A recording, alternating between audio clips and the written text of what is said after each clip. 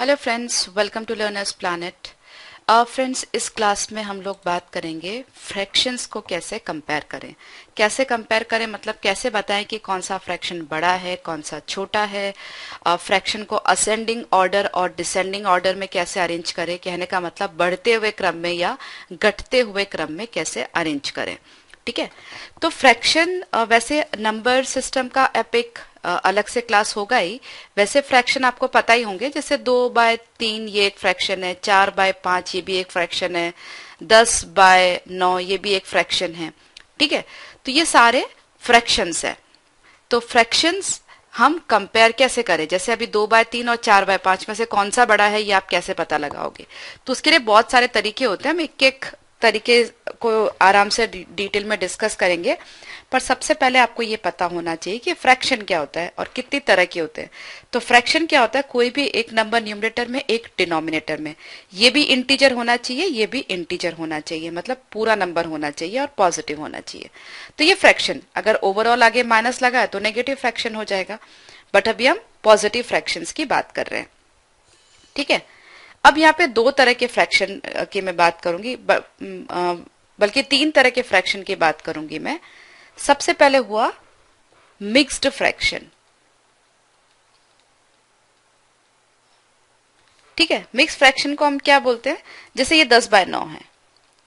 अब इसको ये क्या नंबर जो न्यूमरेटर है वो डिनोमिनेटर से बड़ा है। ठीक है, तो 10/9 को मैं क्या लिख सकती हूँ, 10 को 9 से डिवाइड किया, एक आया, एक रिमाइंडर बचा और 9, तो 1/9 मैं लिख सकती हूँ 10/9 को। ठीक है, तो ये हुआ मिक्स्ड फ्रैक्शन। 10/9 जो है वो इम्प्रॉपर फ्रैक्शन है। इम्प्रॉपर मतलब जब न्यूमरेटर डिनोमिनेटर से बड़ा हो, numerator is greater than denominator, तो वो इम्प्रॉपर फ्रैक्शन होता है।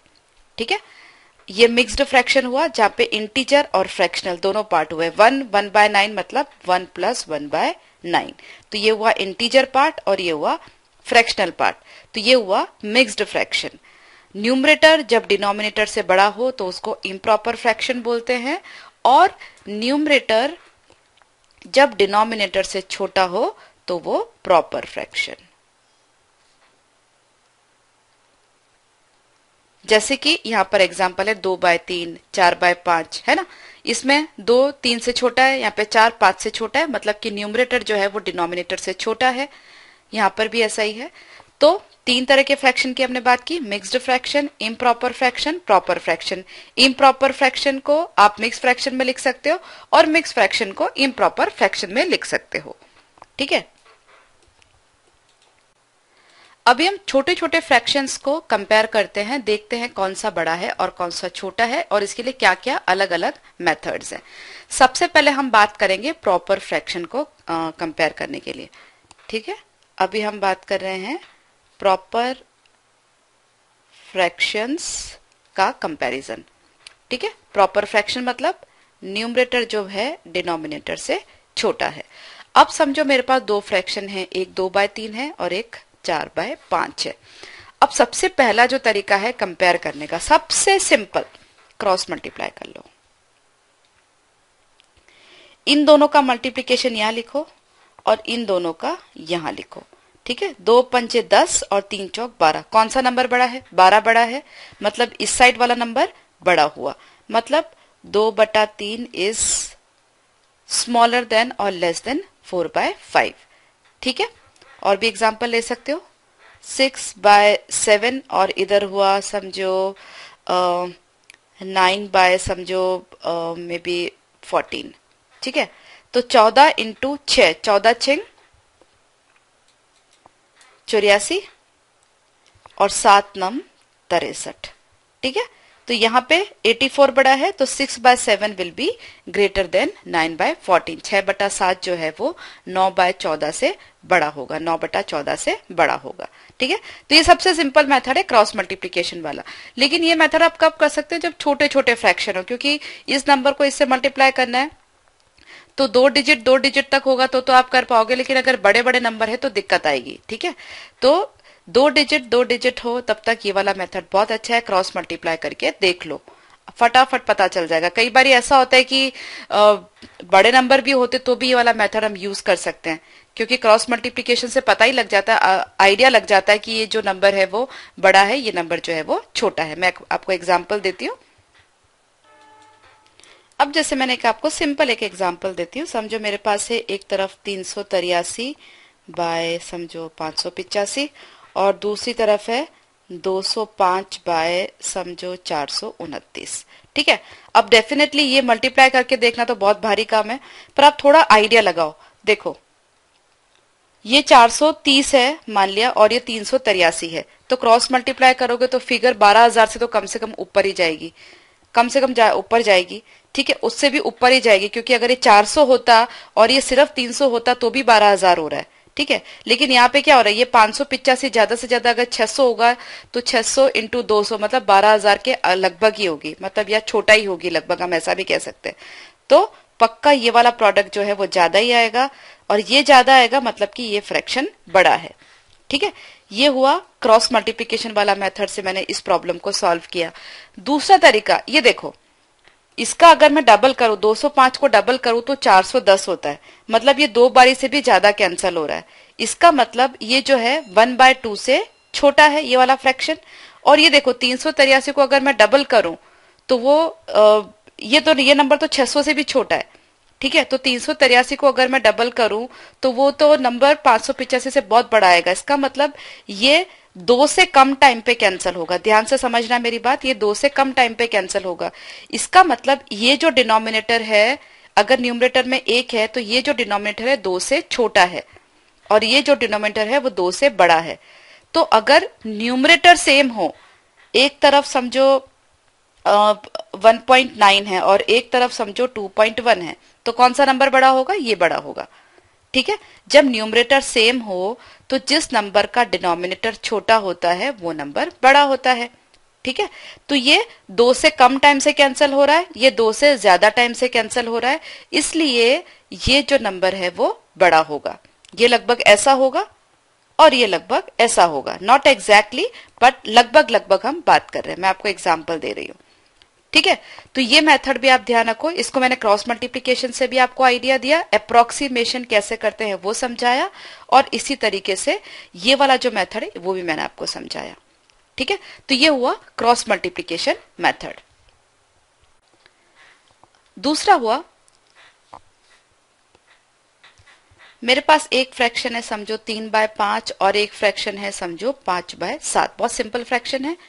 अब जो दूसरा मेथड है वो भी नोट डाउन कर लो। पहले क्रॉस मल्टीप्लिकेशन बताया मैंने, अब ये दूसरा मेथड आप ध्यान में रखो। यहाँ न्यूमरेटर और डिनोमिनेटर, मैं अभी सिर्फ प्रॉपर फ्रैक्शन की बात कर रही हूँ, ये ध्यान में रखिएगा, जहाँ पे न्यूमरेटर जो है वो डिनोमिनेटर से छोटा है। यहाँ पे न्यूमरेटर डिनोमिनेटर के बीच में डिफरेंस 2 है, यहाँ पर भी 2 है। ठीक है, जब न्यूमरेटर और डिनोमिनेटर के बीच में डिफरेंस सेम हो दो फ्रैक्शन के बीच में, तो जिस नंबर का न्यूमरेटर बड़ा होता है वो नंबर बड़ा होता है। यहाँ पे भी डिफरेंस 2 है, यहाँ भी डिफरेंस 2 है, पर न्यूमरेटर किसका बड़ा है, इसका बड़ा है। इसका मतलब 5/7 इज ग्रेटर देन 3/5। 5/7 जो है 3/5 से बड़ा होगा। आ रही बात समझ में? जब भी न्यूमरेटर और डिनोमिनेटर के बीच में डिफरेंस सेम हो तो वो नंबर जिसका न्यूमरेटर बड़ा है या वो फ्रैक्शन जिसका न्यूमरेटर बड़ा है वो बड़ा होगा। ठीक है, अब ये जो तरीका है, ये जो ट्रिक है, उसको हम और आगे भी बढ़ा सकते। कैसे आगे बढ़ा सकते? समझो मेरे पास एक है 11/13 है। ठीक है, और दूसरा मेरे पास है समझो कि 29/33 है। ठीक है, अब यहां देखो डिफरेंस कितना है, 4, यहां डिफरेंस कितना है, 2। अब इस फ्रैक्शन का इक्विवेलेंट फ्रैक्शन मैं निकाल सकती हूँ जबकि डिफरेंस 4 हो। 4 मतलब क्या हुआ, 2 इंटू 2। तो अगर अभी डिफरेंस 2 है, अगर इसमें उसको डबल कर दूं, न्यूमरेटर को भी 2 से मल्टीप्लाई कर दूं और डिनोमिनेटर को भी, तो ये किसमें कन्वर्ट हो जाएगा, 22/26। लेकिन ये चीज और ये चीज तो सेम ही रहेगी। ठीक है ना, लेकिन अब क्या हुआ, मेरे को कंपेयर करना आसान हो गया, क्योंकि यहाँ पे भी डिफरेंस 4 का है, यहाँ पे भी डिफरेंस 4 का है। अब जो मैंने आपको पहले बताया, जब डिफरेंस बराबर हो, दोनों जगह यहाँ पे भी 4 है, यहाँ पे भी 4 है, तो जिस नंबर का न्यूमरेटर बड़ा होता है वो नंबर बड़ा होता है। मतलब कि 29/33 जो है वो 22/26 से बड़ा है। ठीक है, और 22/26 एक्चुअली क्या है, 11/13। इसका मतलब 29/33 जो है वो 11/13 से भी बड़ा है। ठीक है, तो ये हुई दूसरी मेथड। जब डिफरेंस सेम हो तब तो आपको बताया मैंने, और जब डिफरेंस सेम नहीं हो तो आप डिफरेंस सेम कर सकते हो इस तरीके से। ठीक है, और भी एग्जाम्पल मैं दे सकती हूँ। समझो 41/45 है एक, या समझो 47 है, 41/47, और दूसरी तरफ मेरे पास है समझो 13/16 15 गिन लो चलो। ठीक है, अब ये देखो यहाँ पे डिफरेंस कितने का है, 6 का है। यहाँ डिफरेंस कितने का है, 2 का। ठीक है, तो अगर दो, ये जो डिफरेंस है 2 और ये है 6, तो ऊपर नीचे आप 3 से मल्टीप्लाई कर दो, 2 3 6 हो गया। तो ऊपर नीचे 3 से मल्टीप्लाई किया तो ये कितना आ गया, 39/45। ये क्या है, 41/47। ये क्या है, 39/45। डिफरेंस यहाँ पे भी 6 का हो गया। अभी न्यूमरेटर कौन सा बड़ा है, ये वाला बड़ा है, तो फ्रैक्शन कौन सा बड़ा होगा, ये बड़ा होगा। सिंपल एकदम। तो जब डिफरेंस बराबर हो तो वैसे ही देख लो, और जब डिफरेंस बराबर नहीं हो तो आप इस तरह से देख लो। अब तीसरा केस एक और हो सकता है। अब यहाँ तो क्या डिफरेंस 6 है और यहाँ डिफरेंस 2 है। अब समझो अगर ये जो डिफरेंस है वो इसका मल्टीपल नहीं हो तो क्या करोगे, तो उसके लिए भी तरीका है, ध्यान से समझो। समझो मेरे पास एक फ्रैक्शन है 11/17, और दूसरा मान लिया मेरे पास है 8/15। ठीक है, अब यहाँ डिफरेंस कितने का है, 6 का है, और यहाँ डिफरेंस कितने का है, 7 का है। अब ये फ्रैक्शन में देखा जाए तो आप इसको वैसे ही बता सकते हो कि 8/15 जो है वो छोटा होगा 11/17 से। कैसे बता सकते हो, एक तो यहाँ पे डिफरेंस बिटवीन न्यूमरेटर डिनोमिनेटर ज्यादा है, ऊपर से न्यूमरेटर छोटा भी है। ठीक है, देखा जाए तो 11/17 जो है वो 8/16 से भी बड़ा है। आई एम सॉरी, 8/14 से भी बड़ा है। यहाँ डिफरेंस 6 का है, यहाँ भी डिफरेंस 6 का है। तो और जब मैंने आपको बताया था जब डिफरेंस सेम है तो जिस नंबर का न्यूमरेटर बड़ा है वो नंबर बड़ा होता है। तो 11/17 जो है वो 8/14 से भी बड़ा है। तो 8/14 से अगर बड़ा है तो 8/15 से तो पक्का ही बड़ा होगा, क्योंकि डिनोमिनेटर और बढ़ गया है। तो डिनोमिनेटर और बढ़ेगा तो नंबर तो और भी छोटा होगा ना। तो 11/17 जो है वो 8/14 से भी बड़ा है, 8/14 8/15 से बड़ा है, इसलिए 11/17 8/15 से बड़ा होगा। ठीक है, ये एक तरीका हुआ। एक और दूसरा आप क्या कर सकते हो, इधर ध्यान से समझो। कभी कभी ऐसा भी होगा कि आप इस तरह से जो अभी मैंने बताया उस तरीके से नहीं कर पाओगे, तो आप क्या करोगे, ये जो डिफरेंस है 6 और इधर जो डिफरेंस है 7, इधर के डिफरेंस को इसके न्यूमरेटर से मल्टीप्लाई करो और इधर के डिफरेंस को उसके न्यूमरेटर से मल्टीप्लाई करो। तो इधर का डिफरेंस, ये जो नंबर है 11 और इधर का डिफरेंस है 7, तो इधर लिखो 77, और इधर का डिफरेंस है 6, इधर का न्यूमरेटर है 8, इसको लिखो 6 × 8 48। कौन सा नंबर बड़ा है, ये। इसका मतलब कौन सा फ्रैक्शन बड़ा होगा, ये। वापस ध्यान से समझो, इधर का डिफरेंस इंटू इधर का न्यूमरेटर, इधर का डिफरेंस इंटू इधर का न्यूमरेटर। ठीक है, इधर का डिफरेंस, इधर का न्यूमरेटर, इधर का डिफरेंस, इधर का न्यूमरेटर। आ रही बात समझ में। एक और एग्जांपल लेते हैं। समझो मेरे पास एक है 9/13, एक है 11/16। इधर का डिफरेंस कितना है, 4। इधर के डिफरेंस को इसके न्यूमरेटर से मल्टीप्लाई करो, तो इधर का डिफरेंस हुआ 4, इधर का डिफरेंस हुआ 5। 5 × 9 लिखो 45, और 4 × 11 लिखो 44। तो कौन सा नंबर बड़ा हुआ, 45 बड़ा हुआ, मतलब 9/13 जो है वो 11/16 से बड़ा होगा। इधर का डिफरेंस इंटू इधर का न्यूमरेटर, और इधर का डिफरेंस इंटू इधर का न्यूमरेटर। ठीक है, इस साइड में आपको इधर न्यूमरेटर से जो मल्टीप्लाई कर रहे हो वो लिखना है, इस साइड में इधर से न्यूमरेटर से जो मल्टीप्लाई कर रहे हो वो लिखना है। उल्टा मत कर देना, इधर 44 इधर 45 मत लिख देना। ठीक है, इधर का न्यूमरेटर, ये इधर ही का न्यूमरेटर है और इधर ही का न्यूमरेटर है। इधर का न्यूमरेटर इंटू इधर का डिफरेंस, और ये समझो न्यूमरेटर 1 मैंने गिन लिया और ये न्यूमरेटर 2 गिन लिया। तो न्यूमरेटर 1 × 5 और न्यूमरेटर 2 × 4। ठीक है, ये इतने करीब हैं ये दोनों नंबर, आप देख सकते हो कि अगर आप एक्चुअल डिवीजन करोगे तो शायद सेकेंड डिजिट के बाद में, डेसिमल की सेकेंड डिजिट के बाद में डिफरेंस पता चलेगा। ठीक है, तो ये मेथड बहुत इजी है। तीनों चारों मेथड आप अच्छे से ध्यान रखो। डिफरेंस बराबर है तो क्या करना है, डिफरेंस अगर बराबर नहीं है तो डिफरेंस मल्टीप्लाई करके बराबर ले आओ, और मल्टीप्लाई करके भी बराबर नहीं ला सकते तो इधर का डिफरेंस इंटू इधर का न्यूमरेटर, इधर का डिफरेंस इंटू इधर का न्यूमरेटर, बराबर। ये सिंपलेस्ट तरीका है। तो अभी तक हम बात कर रहे थे इम्प्रॉपर प्रॉपर फ्रैक्शन की, मतलब न्यूमरेटर जब डिनोमिनेटर से छोटा हो। अब ऐसा भी हो सकता है कि न्यूमरेटर डिनोमिनेटर से बड़ा हो। ठीक है, तो वो उसको हम इम्प्रॉपर फ्रैक्शन कहते हैं। तो समझो मेरे को कंपेयर करना 33/23 और 43/33 और मे बी 53/43। ठीक है, अब आप ध्यान से समझो, इस केस में आप डिफरेंस पे नहीं जा सकते हो क्योंकि यहाँ पे मेथड जो है वो अलग हो जाएगा। सबसे पहले क्या करो, देखो यहाँ पे भी डिफरेंस 10 है, यहाँ पे डिफरेंस 10 है, यहाँ पे डिफरेंस 10 है। ठीक है, अगर तो आपको सीधा करना है तो इम्प्रॉपर फ्रैक्शन के केस में जिसका न्यूमरेटर सबसे छोटा होगा वो नंबर सबसे बड़ा होगा। कहने का मतलब यहाँ पे 33/23 जो है तीनों में से सबसे बड़ा होगा। जबकि प्रॉपर फ्रैक्शन के केस में उल्टा था, न्यूमरेटर छोटा नंबर छोटा, लेकिन इम्प्रॉपर फ्रैक्शन के केस में उल्टा, नंबर न्यूमरेटर बड़ा नंबर बड़ा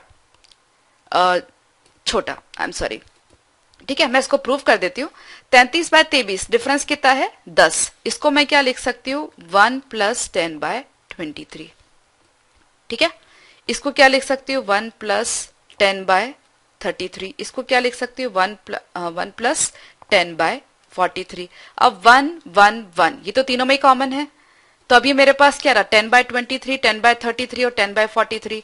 न्यूमरेटर तीनों में सेम है और डिनोमिनेटर बड़े हैं, इसका सबसे छोटा, इसका और बड़ा, इसका और बड़ा, तो इसका मतलब क्या हुआ, ये नंबर सबसे बड़ा हो गया। ये नंबर बेसिकली क्या था, ये, इसका मतलब 33/23 जो है वो 43/33 से बड़ा है और ये इससे बड़ा है। ठीक है, ये हम बात कर रहे हैं इम्प्रॉपर फ्रैक्शन की। तो जब हम इम्प्रॉपर फ्रैक्शन की बात करते हैं तो आप ऐसे स्प्लिट कर सकते हो। ये मैंने कैसे स्प्लिट किया है, 33 को 23 से डिवाइड किया, एक बारी गया, रिमाइंडर 10 बचा, 10/23। बेसिकली ये क्या है 110/23, ये क्या है 110/33, ये क्या है 110/43। ठीक है, तो इसको मैं ऐसे लिख सकती हूँ। ये मैंने आपको पहले भी बताया है फ्रैक्शन के क्लास में, जब हम फ्रैक्शंस को ऐड और सब्ट्रैक्ट कैसे करना है ये बता रही थी, तब आपको बताया है। ठीक है, इसके बाद मैंने, क्योंकि मुझे कंपेयर करना है, ऐसे ही नहीं काट रही मैं, मुझे कंपेयर करना तीनों में सबसे बड़ा कौन है, तो जो कॉमन पोर्शन है वो तीनों में से निकाल दिया। ठीक है, तो ये 10/23, ये 10/33, ये 10/43। अब ऑब्वियसली ऊपर तीनों जगह 10 है, तो जैसे जैसे डिनोमिनेटर बढ़ता जाएगा नंबर छोटा होता जाएगा। ठीक है, अब ये कुछ 5-6 क्वेश्चंस है मेरे पास में, ये अपन सॉल्व करते हैं।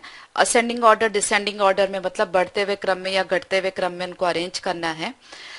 तो जो अपने दोनों तीनों मेथड जो मैंने आपको बताई उन सबको यूज करके हमको ये जो है प्रॉब्लम सॉल्व करनी है। ठीक है, अब सबसे पहले ये देखो, एक तो सभी ऑप्शन में 6/7 सबसे बड़ा आ रहा है और वैसे भी 6/7 सबसे बड़ा दिख ही रहा है, तो चलो वो तो एक काम हो गया आपका। अब क्या कर सकते हैं आपको, अगर, क्योंकि देखो नंबर छोटे छोटे, तो फटाफट फटाफट क्रॉस मल्टीप्लाई करके ऑप्शन एलिमिनेट कर दो। मतलब कि आप सब नंबर को लिखो और उसको अरेंज करो, इससे अच्छा है फटाफट फटाफट आप क्रॉस मल्टीप्लाई करते जाओ। समझो मैंने ये ऑप्शन उठाया, मान लिया बी करेक्ट है, माना मैंने, मुझे नहीं पता कौन सा करेक्ट है, तो 6/7 तो सबसे बड़ा है ही, मैंने बताई दिया आपको। अब इसको मैं क्रॉस मल्टीप्लाई कर लेती हूँ, ये 24 हो रहा है, ये 35 हो रहा है, मतलब ये बड़ा ही है। अब इन दोनों में से देखते जाओ, ये 21 है, ये 20 है, 21 और 20, इसका मतलब 4/7 जो है वो 3/5 से छोटा है। तो ये देखो अभी ये हो गया, अब 4/7 ये हो गया, 7 दूनी 14, ये हो गया 5 को 20 बराबर, ये 5 और ये 6, मतलब ये ऑप्शन करेक्ट है। ठीक है, तो बिना मैंने नंबर्स कॉपी किए कहीं पर भी ऐसे के ऐसे देख करके बता दिया कि सबसे बड़ा कौन है, सबसे छोटा कौन सा है। ठीक है, तो इस तरह से फटाफट जब छोटे छोटे नंबर है तो क्रॉस मल्टीप्लिकेशन करके फटाफट आप चेक कर सकते हो। यहाँ पर भी नंबर छोटे छोटे हैं, मल्टीप्लिकेशन करना बहुत आसान होगा, तो करके देख लेते हैं। कोई सा भी ऑप्शन उठा लो रैंडमली, एक समझो मैंने ऑप्शन सी उठाया, ये 81 हुआ, ये 88 हुआ, तो ये बराबर है। ये 77 हुआ, ये 81 हुआ, ये भी बराबर है। ये 18 हुआ, ये 21 हुआ, तो भी बराबर है। ये 9 और ये 10, तो भी बराबर है।